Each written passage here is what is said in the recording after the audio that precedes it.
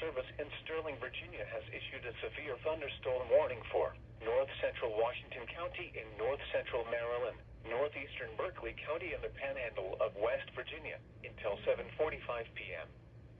At 7:04 p.m., severe thunderstorms were located along a line extending from near Clownwick to near Wilson, Conococheague to 7 miles west of Williamsport, moving northeast at 35 miles per hour. Hazard, 60 miles per hour wind gusts.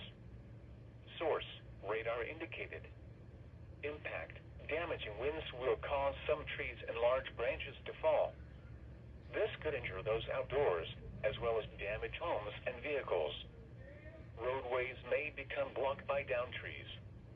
Localized power outages are possible. Unsecured light objects may become projectiles.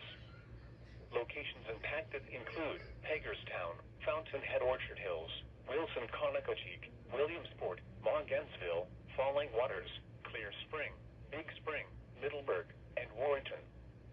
For your protection, move to an interior room on the lowest floor of a building. Torrential rainfall is occurring with these storms and may lead to flash flooding. Do not drive your vehicle through flooded roadways.